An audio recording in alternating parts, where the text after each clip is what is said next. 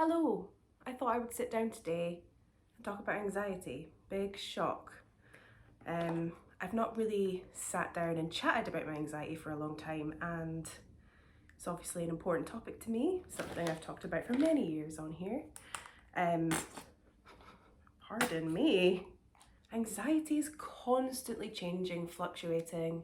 I've had anxiety problems since I was about 10, when I'm 27. But they've always changed, they've fluctuated. It's never really stayed the same. Currently, my parents are away, and that's always a big source of anxiety for me.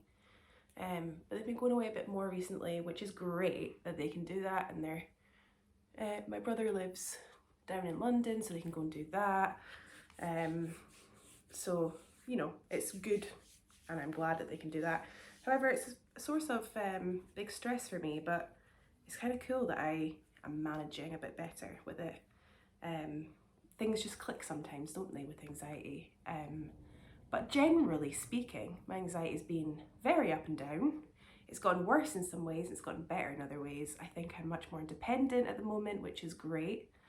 I can do things by myself a lot easier.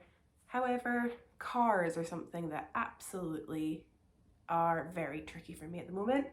And it wasn't like that before. So, like I said, it fluctuates constantly. It's never the same.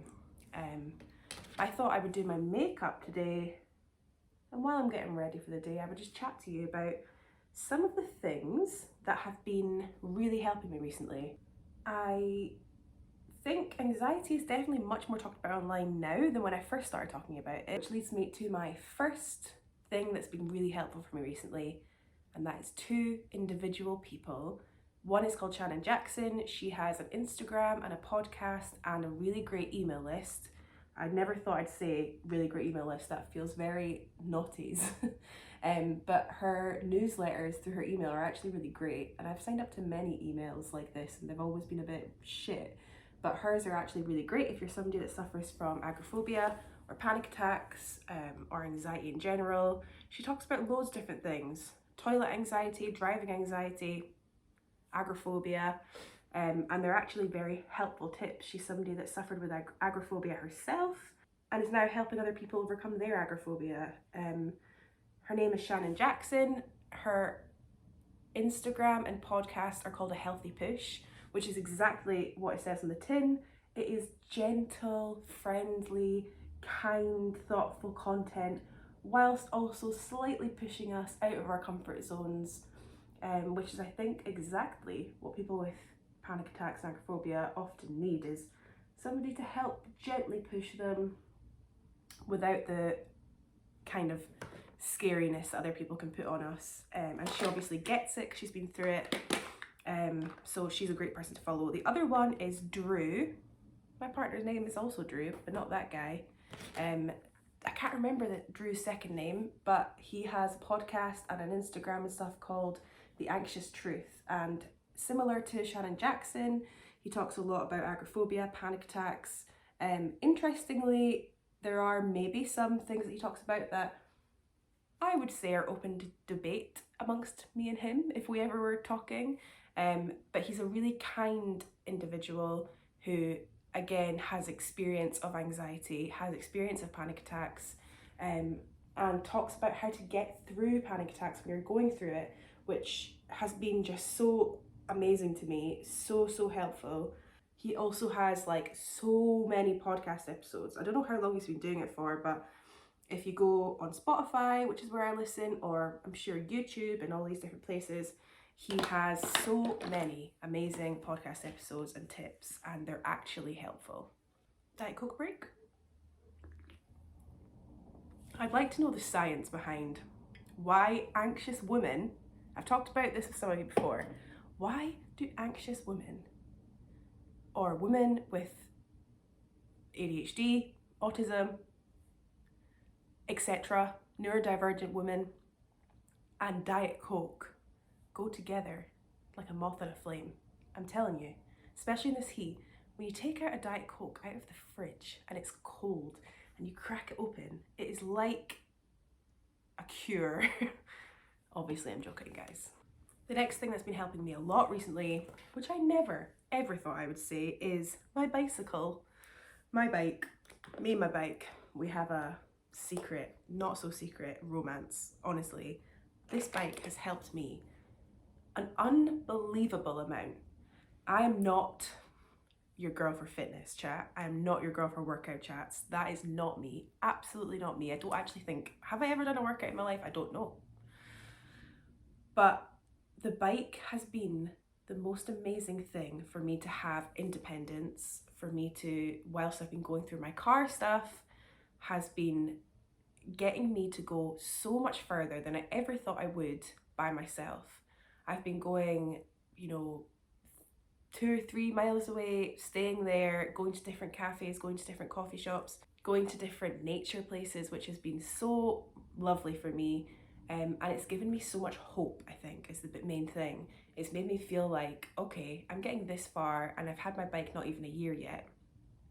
Like, I'm able to go to like shops and like stay out for hours at a time and do all these things that I just feel like are still so much joy for me. The other day I went with my art class. I go to an art class on a Monday night, which is another point I'm going to get on to. I go to an art class on a Monday night, and one Sunday we all went up to a place called Dr. Neil's Garden, which is like a beautiful nature place, not too far from where I live. But at one point there would be absolutely no way I would have been able to go, and I would have just had to tell my teacher that's a no from me. But because of my bike, I was like, hey, maybe I can actually go. And the whole way there I was a little bit anxious, but because I'm on my bike and the breeze is rushing into your face and you're on your own, you've got your thoughts. And sometimes this is like extreme. Sometimes I wear my helmet and have an earphone on. I also don't have AirPods. It's like literally an earphone that's like, but I want to have one ear out for the road so I can hear cars and stuff. So it looks absolutely mental. But I think if you're at a certain point with your anxiety, you just don't care. If it gets you there, then who cares what you look like? But I'm sure it is a jolly sight for car drivers that are going past me. And maybe a cause for concern for them. Maybe they're like, is that girl all right? The answer is no. I went. I did it. I was anxious at first, and then I got into this space of being like, I actually am anxious. I was looking around all these beautiful flowers. There was like tiny baby ducklings. There was a massive loch. There was like all these beautiful, beautiful things. And I was drawing and sketching and taking photos. And it was just so nice. And it's something I never would have been able to do without my bike. So I just think it's another option if you're somebody that doesn't drive. I don't drive. Or just somebody that wants a different mode of transport. If you're finding it really hard to get on public transport, then a bike could be a really good option for you. Probably not for everybody. My bike is actually an electric bike, so as little exercise as I can possibly do is always the way for me. But yeah, it is just a really, really amazing thing. The next one is more of like an ideology, I guess, and that is letting myself be anxious. Very, very difficult. Feeling that panic rising, and I get it fairly often, not all the time, but what happens with me is I will be doing my own thing, whatever I'll be doing my makeup, cleaning, sitting on the sofa watching TV, out and about, whatever, I'll be doing something. Then I'll remember that I have panic disorder. And it's very frustrating because if I didn't have this one thought that comes into my head that's like, you have panic disorder, have a panic attack. And you can't really control your thoughts. This would happen, and then I'd be like, oh my God, yeah, so I do. And I would start to feel the symptoms of panic, which is so frustrating. But now I am trying a new thing where I get that rise, you all know what I'm talking about if you have panic attacks, that rise of adrenaline that feels hot and cold at the same time. It feels like your tummy is like coming out of your butt. All these gross symptoms that just feel so uncomfortable.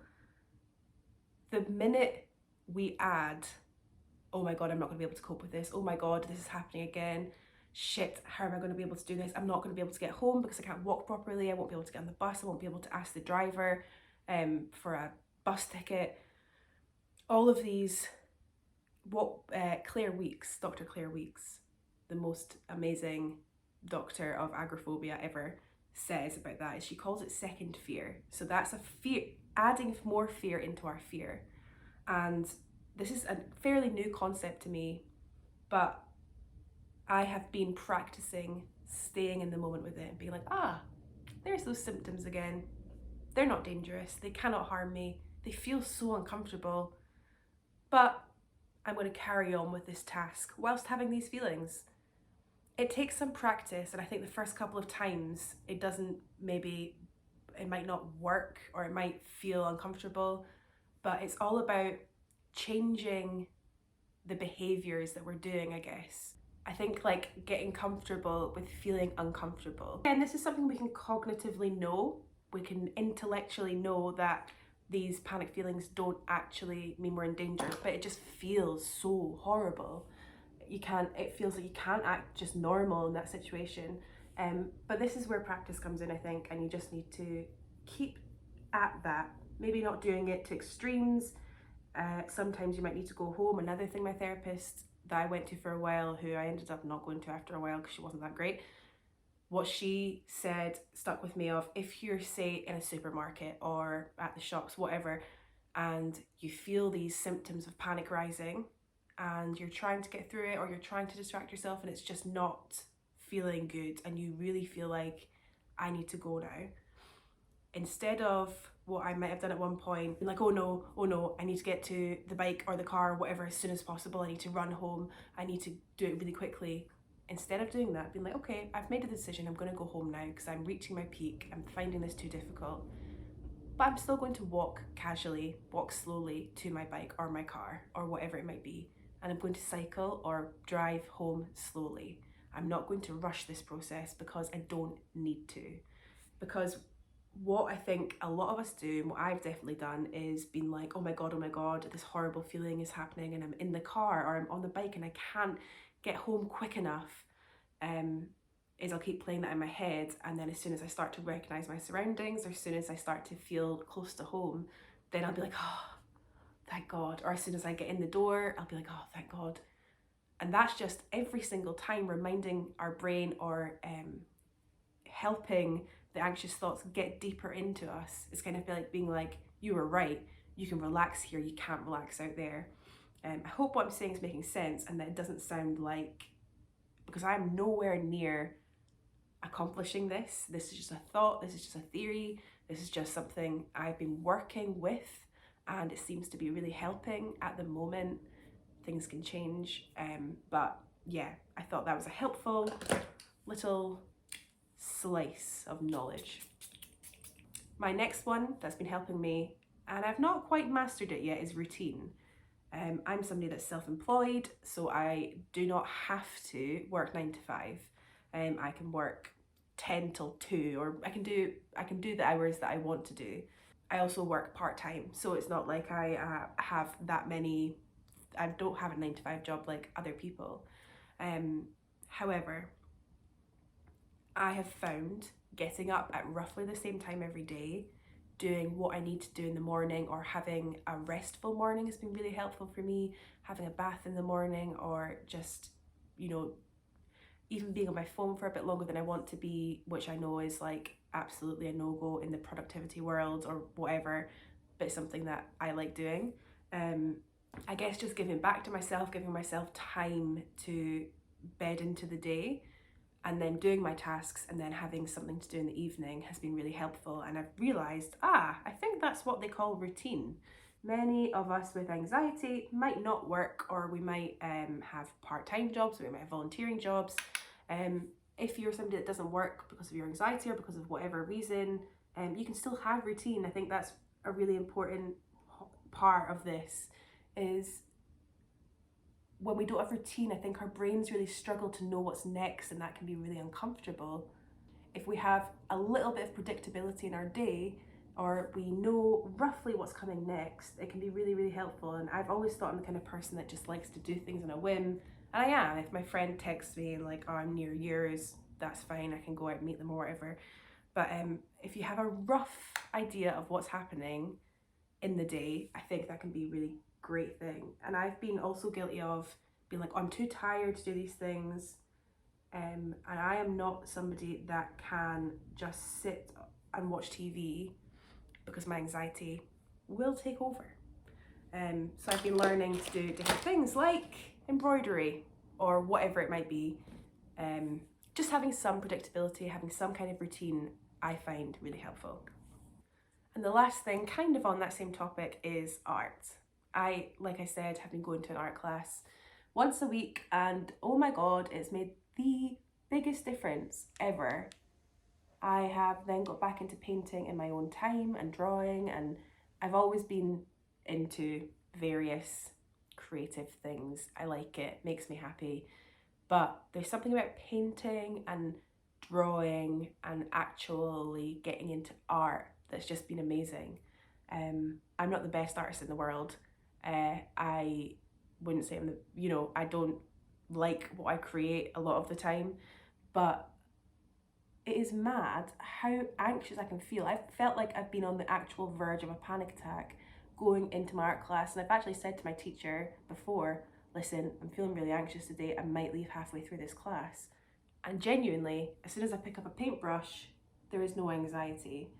I think it's just being absolutely lost in that, being so lost in it. And it might not be your thing, art, it might be, I don't know, listening to a certain podcast, cooking, cleaning even. It doesn't even have to be something that's, I don't know, it doesn't have to be something you share with anybody or anything for monetary value. That's something as well, is I've often thought, as somebody that doesn't make that much money, if I'm not doing something to contribute to making more money, then it's a waste of time. That's the worst way to think about these things. Oh my god, I can't believe I felt like that. And sometimes I still do. It's just the capitalist world we live in, isn't it?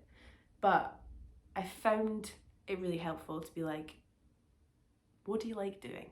Let's do that. Art is just, I don't know how, I know a lot of people might not like art, or they might just, it's not something that they enjoy, and I just don't really understand that. But then people might think that about sports or about instruments or something, which I don't really feel a passion for. But anyway, that I just had to share. I've been getting back into painting, and wow, I love it. Anywho, that's my little chat of the day. I would love to hear what you think, particularly about the way you handle panic, the way you handle anxiety. That's a new one for me. It's a new way of kind of thinking about it and looking at it and practicing it. So if there's anything in that same field that you found helpful, I'd love to know. And if not, tell me how your anxiety is at the moment. If it's been great, if it's been awful, what you're kind of going through. I'd love to hear from you. Thank you very much for watching this video today, and I will hopefully be back very soon with a new video. Bye everybody.